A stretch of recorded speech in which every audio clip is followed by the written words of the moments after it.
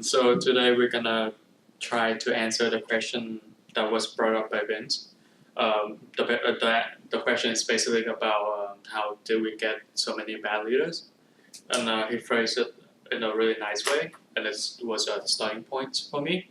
And he asked why we put bad leaders in position of power and what they did to get there, because unfortunately what they are doing works, and how that can negatively impact leadership because some people will mimic those behaviors. Because if you grew up in the era of bad leaders, that's what you think leadership supposed to be, and you just gonna copy it. And I'll answer the second part first, and the second part is um, how that negatively impact us, and it's not something that happened recently, but it's been going on for a while. And what we are doing, what we are like dealing with right now, what we are going through right now, is just the tail end of it, and it's been going on, and it started in the 70s and 80s, and it's still going on until today. And there's three explanations for it why we have so many bad leaders, and the first one is kind of the longest, but it should be the most how would I say it, most comprehensive way to explain it, and I'll try to explain it through a timeline.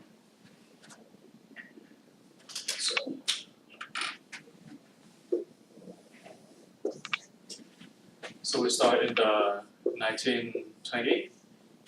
We call the 1920s the Roaring Twenties. The wealth in the country more than double in fewer than 10 years. So everyone is doing good.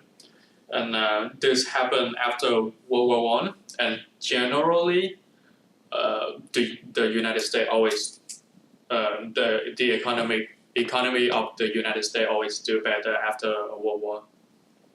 And it's the same for World War One, World War Two. And it's like this. Obviously, with wealth come good time. We have more money. So we buy more things. Things like radio and TVs, right? Those weren't a thing before that, but now when technologies come around, when the money is coming around, people buying more of those, and with TV and radio, there's advertisement, there's a lot of endorsement, and with that comes celebrity. So celebrity was no longer a byproduct of success; it becomes a thing to achieve for itself. So you, before that, you just do things to be successful. Now, being famous is just a byproduct of it. But now people are trying to be famous instead, rather than being successful. And it was doing good until Black Friday. That's the Great Depression. It happened in October 29th, 1929. So 1929. So the kids that grew up during this time, like during the good time, they were too young to go to enjoy the wealth, right? So unlike their parents, those born during the 1920s were too young to enjoy the 1920s. This is one of the most difficult time of the American history, and as anthropology dictate, with resource scare, the generation learn to work together and help each other to make ends meet. Right? There wasn't enough money around. There wasn't enough food around because of the Great Dust Bowl thing. So people have to work together and be resourceful with what they are doing, and that lasts over a decade until Pearl Harbor in December 7, 1941. that was when we were forced into World War II, and the World War II pulled us out of the Great Depression. So the same generation that grew up during some of the worst time in the U.S. history came of age just in time to be drafted and shipped off to do battle with the Nazi. The entire country went straight from the Great Depression into a Great War. So they were dealing with a lot of things throughout their life. Because the sheer amount of people that gone to war, it touched the life of most of the country. The entire country, the entire country involved in this war itself. Because right now, like even though there's a lot of people in the military, it's not as many as it used to be. Like right now, you know some of the people that are in the military currently, but in the past during this World War II, most of the young men went to war. I think it's around 25%. It's like a really high number. And the people that didn't went to war, they contribute in different ways. They did defense job. They move around to places to industrial places to work to help the country. And during this time, even though there were a lot of racism against African American and the Latino communities, but we still they still saw a lot more job opportunities because we put our racism aside to work toward helping our country together. People that couldn't work, they bought war bonds. So basically, by giving money to the country, hoping that they would pay us back later. And they had victory gardens, which is they grow fruits and vegetables for the military.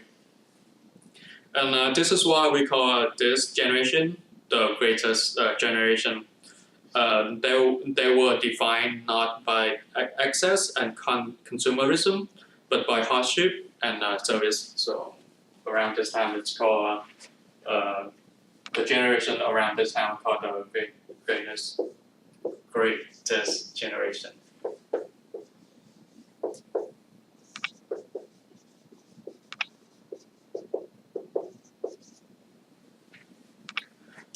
And as a service, we believe, as a country, we believe in service. We sacrifice and for the good of others. Nearly all Americans felt a part of something bigger than themselves. So that's something that rally us together to fight against something that we don't believe in. And like combined with all of those, like the hardship of the Great Depression, the war itself, we call them the greatest generation. And when they came back from war, they felt like they were left out, like didn't have time to enjoy their youth. They didn't have even though they contribute a lot for the country, they didn't have enough for themselves. So they got to work with the same mentality, of hard work, of the necessity in cooperation, and the value of loyalty. And that's how business was. In the 1950s, the 1950s were defined as an era of giving one's entire life to one company, and of one company expecting their people to work their long, I can't read what I said, to work their entire life. And then also something else is they got back from the war, they felt happy, they enjoyed themselves. They enjoyed themselves a lot, so that's why we got baby boomers. Like the population rise rapidly compared to during hard time they didn't do it. they didn't do it. So that's the birth rate catalog, as opposed to this rise, right? This rise of a new generation. And as many things in life, there's a balance to everything. When it's come to generation, it's like a check and balance system. The older generation tends to hold on to their own thing. They don't like change, but the younger generation always enjoying new things, yeah, like change. And like when things are in balance, like if the population like rise at a like balance rate or not like too outplaced, it's equal. Like it's check and balance. The older generation and younger generation balance themselves out. But when the baby boomer like when that generation came, it's knocked things out of balance. So there's no check and balance anymore. But now what happened? So that's the greatest generation. And to be clear, every generation confound or rebel, rebel against the generation before. It's basically what I said. Each generation embodies a set of values and beliefs molded by the event, experience, and technology of the youth. So with the greatest generation, they were dealing with the depression and the World War II. World War One? Yeah, World War One.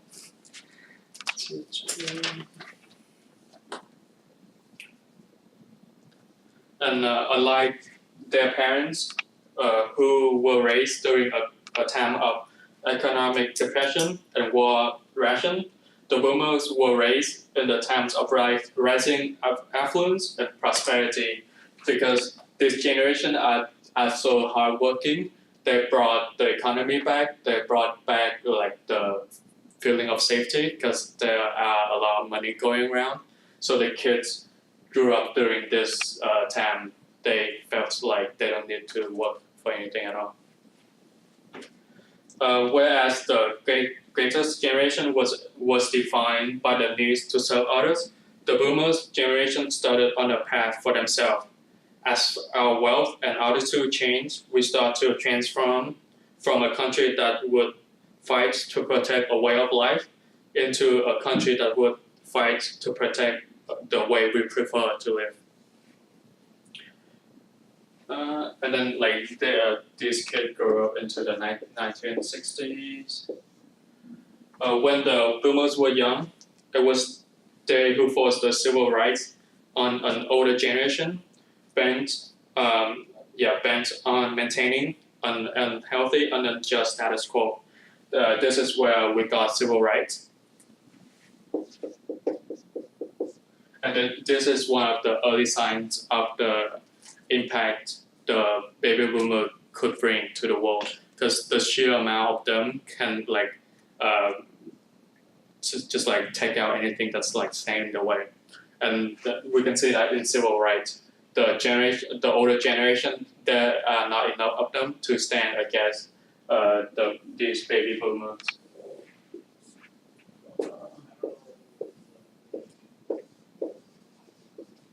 So that's one of the early signs. And in the 1970s,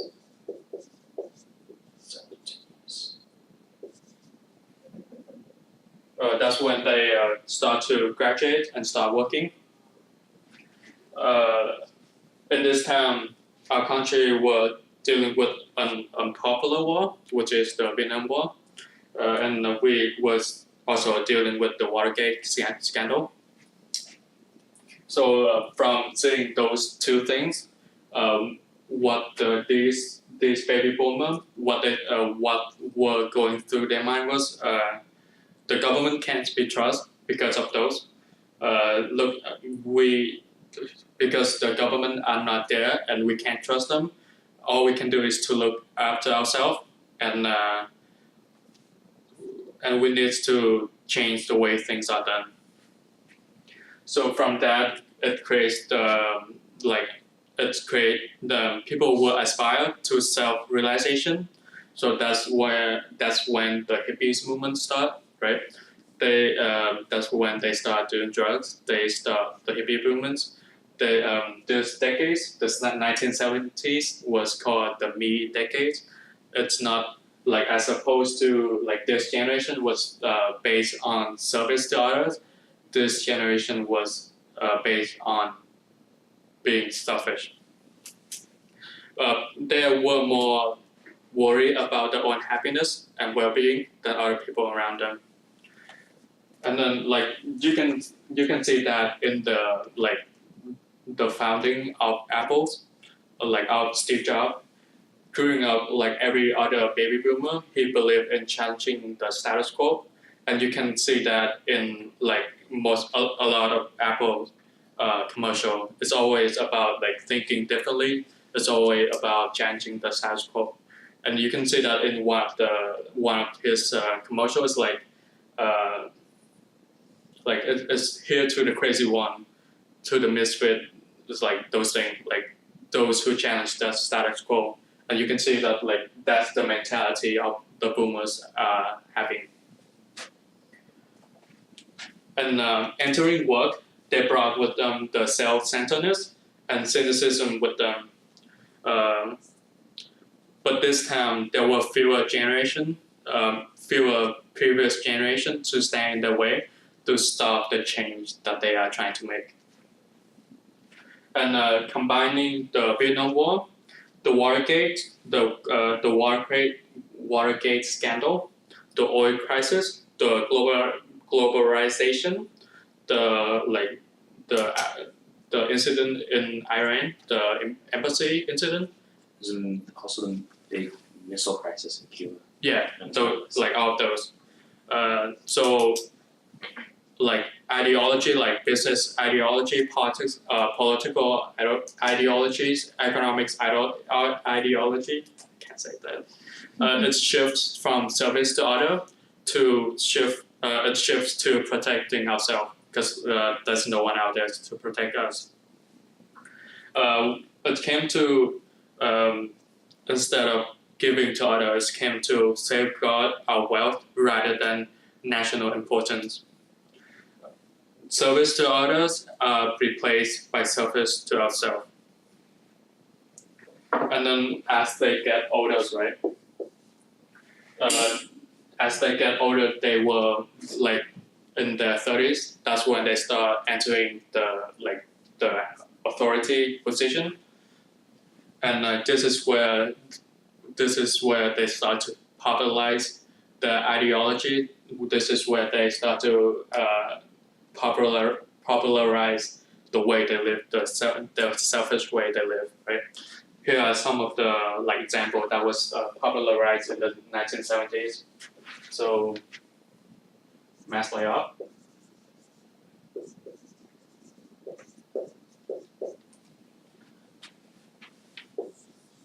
So before the 1970s, there's no such thing as using mass layoffs to balance the book. As you know, even just a little bit of accounting, you know that if like the wages are on the right side of the T account, right? To raise your profits, you cut the people. But this was not in use at all. People didn't use this at all previous before the 1970s. And one of the things that had effect is that we start treating people as numbers rather than people, and we start to sacrifice people for our numbers, right?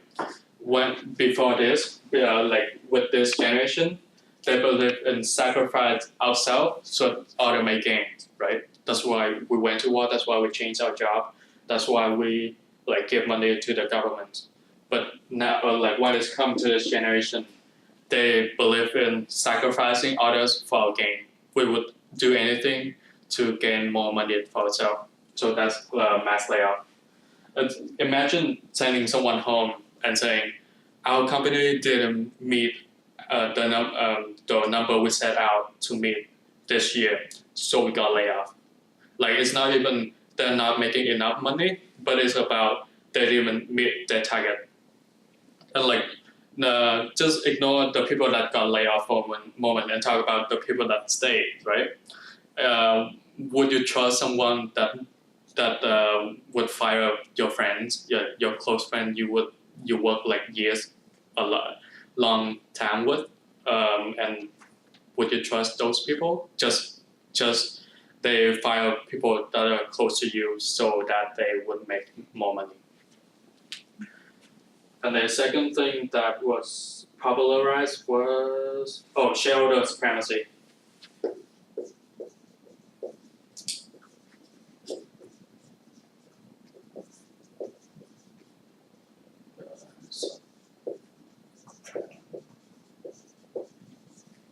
So does everyone knows what that means? It's like for a company who rather than the employees, it's about the shareholder who makes decisions. So it's like percentage wise, if the stock is held 51% by the shareholders, they're gonna be the ones that make decisions.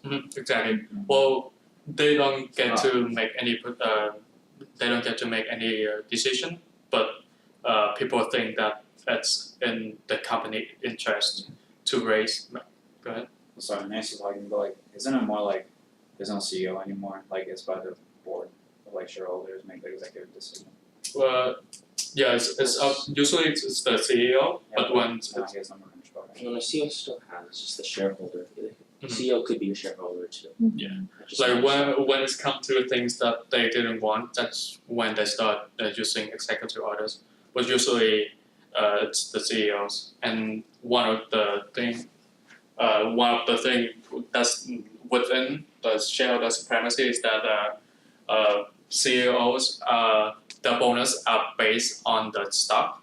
So as when they always say it's to the shareholders' best interest, right? But it's their bonus are tied to stock, and by raising the stock price, they're making more money. And one way of making to raise the stock price is to like cut people, to like just lay off to raise the stock.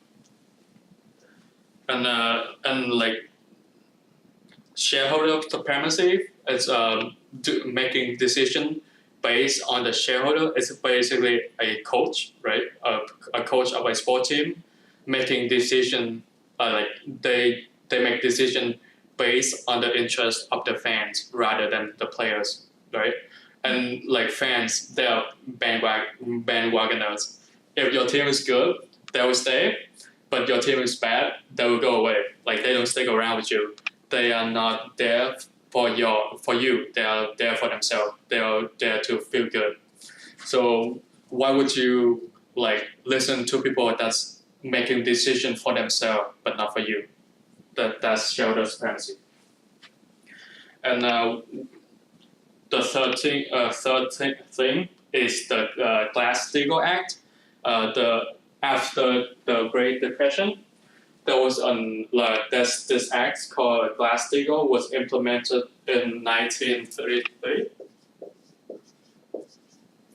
It was implemented to stop another Great Depression from happening until it was repealed in the 1970s. Right here. 1970s right here. Do you know how many stock market crash we had? 0. Right? When these baby boomers come around, they say that this act was in place. It slowed down their profits. It slowed down their growth. So they decided to repeal it, right? So they got rid of it. So until the current day, do you know how many stock market crash we had? 7. It's like 3 in America. Oh, in America. Yeah. So we had the global crash. So Number 7. there's actually a lot more, but like some of them don't affect the U.S. And I'm just talking about the U.S. right now. So we got the crash in 1987, the dot-com crash in 2000, and the 2008 crash. And the thing that was put in place to prevent that from happening was taken away to promote profits, right? And one of the most popular CEO, one of the most profitable company in this era is the company GE, and the CEO is Jack Welch, and he's like basically he's the master of using this thing to run his company. It was wildly successful at the time, but it's only for the short-term gain. And that is like, even though why this company, why do we call it successful? Even though in 2008 it needed $300 million, right? $300 billion bailout by the U.S. government. How it is successful? One, like right now, like I feel like GE is like by sector, like how much the quarter revenue, like it's just gone down. Yeah, it's just literally unprofitable now. And I think a few weeks ago, They got knocked out of the Fortune 500 companies. Yeah, it's been steady decline. Like GE, even like a lot of the US, like the big enrollers are going down because of international competition. And these are all based on short-term gain and making profits for themselves.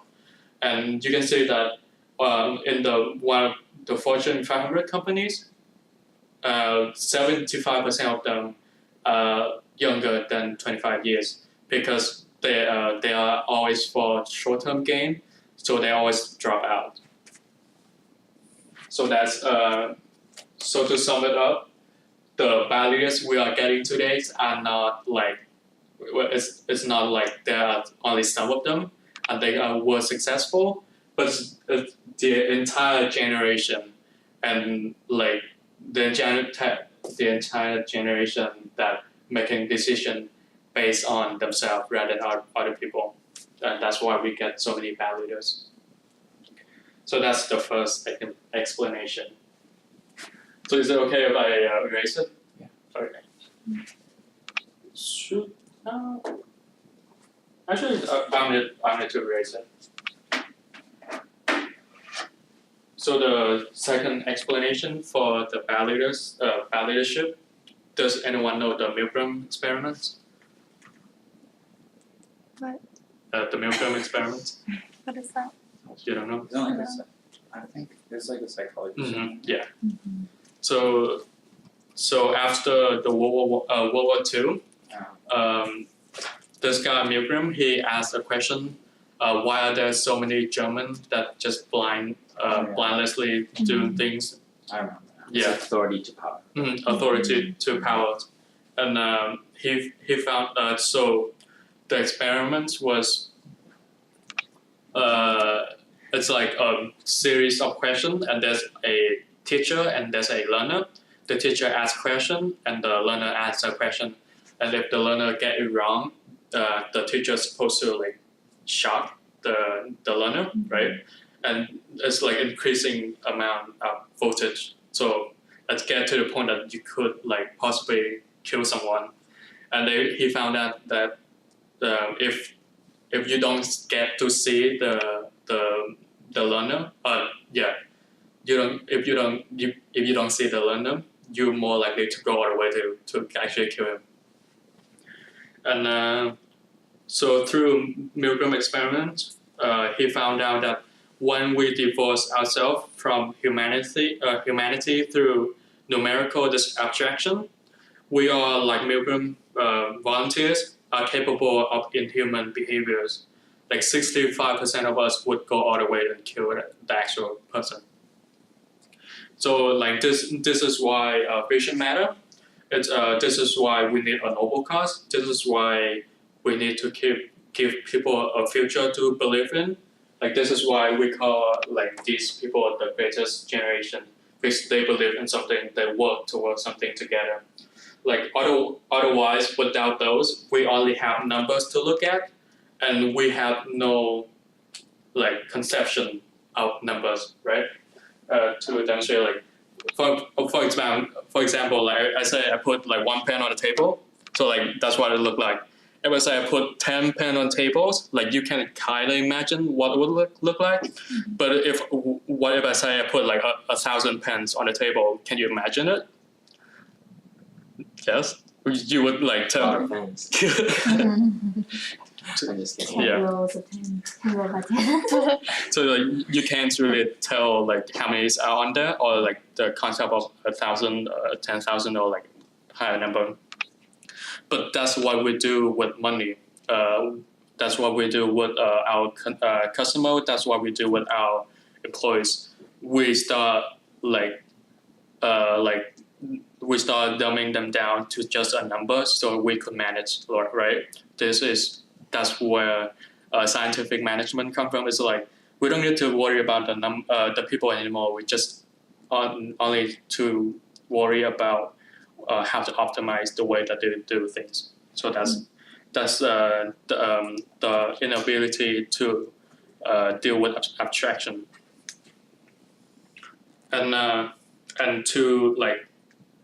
to emphasize on the point, I would like to state a quote by Joseph Stalin. He was one of the leaders of Russia. He said, "The death of one is a tragedy. The death of millions is just a statistic," and that just goes to show that we are unable to cope with numbers. And these people just make the decision based on number with no regard for people's life, they make decision with no empathy. Right, looking at the shareholder supremacy and mass layout, it's always about making the number go up, and they just ignore the people. And when they ask, they always say, "Oh, we didn't do anything wrong. It's within the law." But like a person and the person and the company is the same. There's always, and as Martin Luther King said, there's always a higher law above the common law, which is amoral, and you can't make your decision based on this common law, because there will be always loophole. You must make your decision based on your moral. So that's the second explanation. We can't cope with number, so we start making selfish decision. So the third explanation for why we have bad leaders is trust and fear. So when we come to something and we are afraid of it, we are less open to new ideas when we are in fear or feel threatened. And you can replace the word less open to more self-centered, self-preservation, self-interest. If you look at World War II, the Vietnam War, the attack, and how we respond after 9/11, our decisions were really selfish, or in a way to protect ourselves. We were really forced going to war, right? But after the fear in ourselves go away, this is where we start going. This is where we start seeing the anti-war movement, in we were against the Vietnam War. We were against sending our troops to the Middle East, right? That is where when fears go away. Remember cortisol? The more stress we feel, the less biologically we are able to feel empathetic and making decisions in the interest of other people. And that is why dictatorship work. They rule based on fear, and the more fear you are in, the less likely you are to cooperate with other people. And the people always have more power than the dictator. But if the dictator had enough fear in the people, make them fearful enough, there would not be any problem to the dictatorship. Yeah. So that's my 3 explanation to why we have so many bad leaders going on today.